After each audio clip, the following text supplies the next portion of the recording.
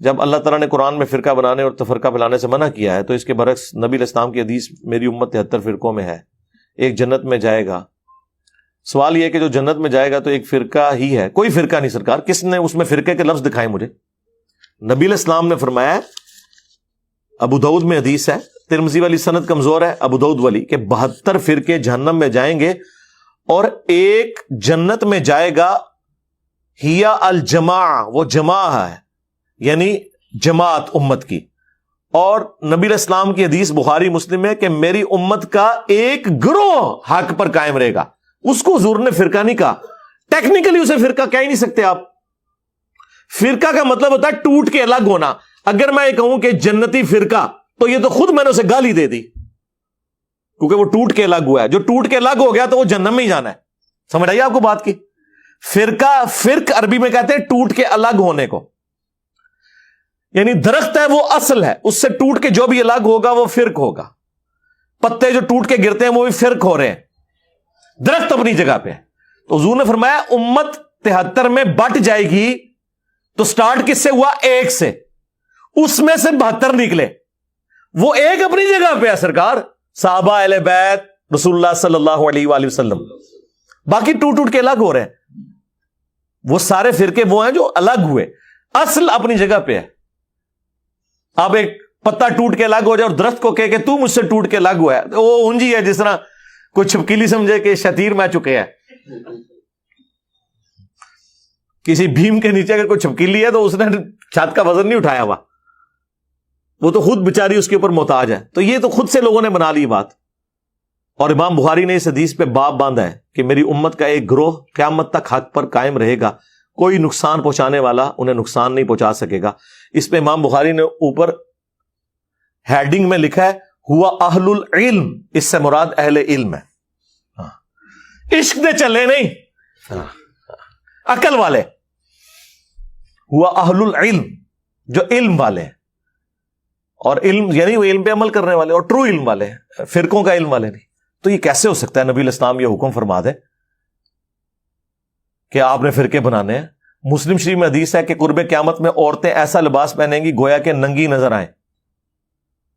تو کیا نبی علیہ السلام یہ حکم دے رہے تھے کہ جب قیامت کا وقت قریب آئے تو عورتوں کے لباس اتار لینے، یہ چست لباس پہنانے؟ نہیں، یہ آپ ایک خبر دے رہے تھے کہ یہ برا کام ہوگا، مطلب یہ اس سے بچنا. تو نبی علیہ السلام نے یہ خبر دی ہے کہ امت 73 میں بڑھ جائے گی، بچنا ایک ہی حق پہ ہوگا جو نبی علیہ السلام کے زمانے سے چل رہا ہے.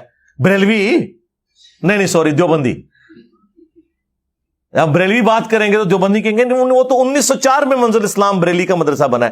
دیوبندی بریلوی کہیں گے نہیں وہ تو 1866 میں بنا ہے. اہل حدیث وہ کہیں گے وہ تو ملکہ وکٹوریہ نے رجسٹر کروائے ہیں جی انہوں نے. اس زمانے میں مسلم، آج بھی مسلم الحمدللہ. ہم کسی کی تکفیر نہیں کرتے لیکن اصلاح کی تو بات ضرور کریں گے نا.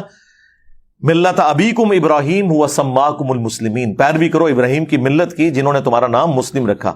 من قبل وفی ھذا، قرآن کے نزول سے پہلے اور اس قرآن میں بھی اللہ نے تمہارا نام مسلم رکھا.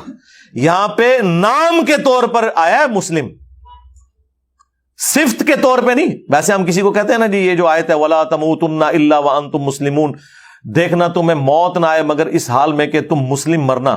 وہ کہتے ہیں یہاں مسلم سے مراد یہ نہیں ہے کہ تم نے مسلمان مرنا ہے، یہاں مسلم سے مراد یہ ہے کہ اللہ کے تابع فرمان ہو کے مرنا. تو کنی کترا جاتے ہیں. لیکن سورۃ الحج کی جو آخری آیت ہے 78، یہاں تو کوئی بات ہی نہیں بچتی.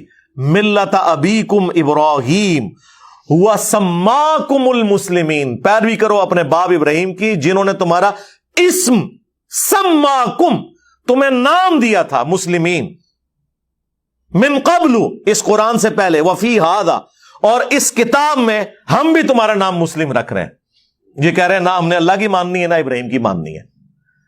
تو جو اللہ کی نہیں مان رہا، ابراہیم کی نہیں مان رہا، تو وہ پھر شیطان کا ہی پیروکار ہے. ہم تو خود دین ابراہیمی کے اوپر ہیں.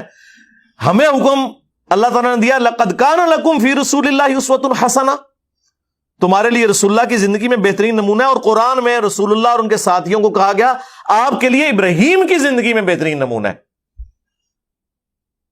ہمارے نبی جو ہیں وہ خود ملت ابراہیمی کے اوپر ہیں. قل اننی ہدانی ربی الی صراط مستقیم، اے نبی تم فرما دو، اعلان کر دو کہ بے شک میرے رب نے تو مجھے سیدھا راستہ دکھا دیا ہے. دیناً قیما ملت ابراہیم حنیفہ، جو کہ قائم ہے ابراہیم علیہ السلام کی ملت پہ، جو سب سے ٹوٹ کے ایک اللہ کے ہو گئے تھے.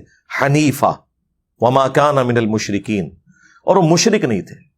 قل ان صلاتی ونسکی ومحیای ومماتی للہ رب العالمین، اے نبی تم فرما دو کہ بے شک میری نماز، میری قربانی، میرا جینا، میرا مرنا سب اس اللہ کے لیے ہے جو سارے جہانوں کا پالنے والا ہے. وَبِذَلِكَ أُمِرْتُ، اور مجھے اسی بات کا حکم ہوا ہے. وَأَنَا أَوَّلُ الْمُسْلِمِينَ، کہ سب سے پہلے میں مسلم بنوں. رسول اللہ کو کہا جا رہا ہے آپ کو حکم ہوا ہے یہ صلی اللہ علیہ وآلہ وسلم. اور نہیں جی ایک فرقہ تو ہونا چاہیے تھا نا جی، جو یہ کہہ رہا ہونا اس کو اس کے اپوزٹ فرقے کا نام بتا دیا کریں. اگر دیوبندی کہے نا تو اسے کہ ٹھیک ہے پھر میں بریلوی ہونا. نہیں وہ گمراہ ہے، ان کو تھوڑے بارے جو بھی یہ سوچتے ہیں کوئی بریلوی کہنا. اور یہی آپ کیا کریں جب کہتے ہیں نہیں عالم سے مسئلہ پوچھیں، عالم ہو.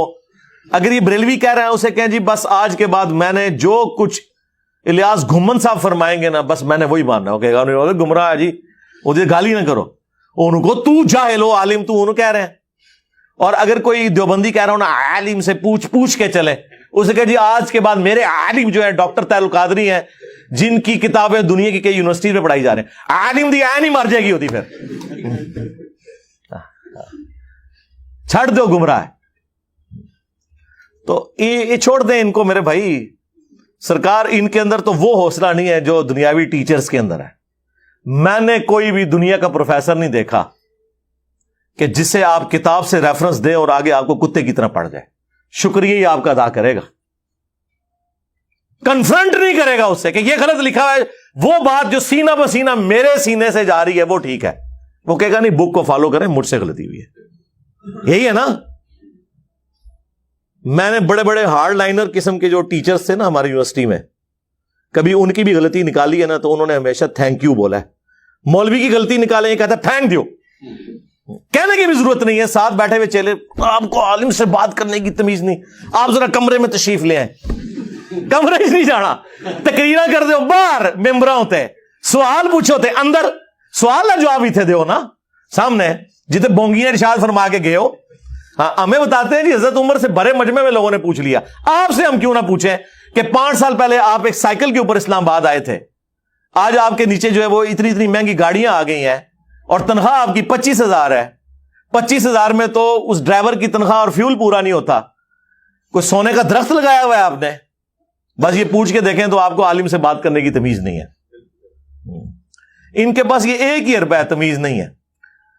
میں آپ کو چیلنج، آپ بھی یار یونیورسٹیز کالجز سے پڑھے، مجھے بتائیں آج تک کسی ٹیچر نے سوال پوچھنے پہ کسی اسٹوڈنٹ کو کہا کہ آپ کو بات کرنے کی تمیز نہیں ہے؟ ان کو فوراً فکر پڑتی ہے یار کوئی غلط کام نہ کر دیا ہو، ہم اس کی اصلاح کر لیں. اس طرح تو کسی کا دماغ بھی نہیں جاتا کہ یار یہ بھی کہنا ہے کہ آپ کو بات کرنے کی تمیز نہیں ہے.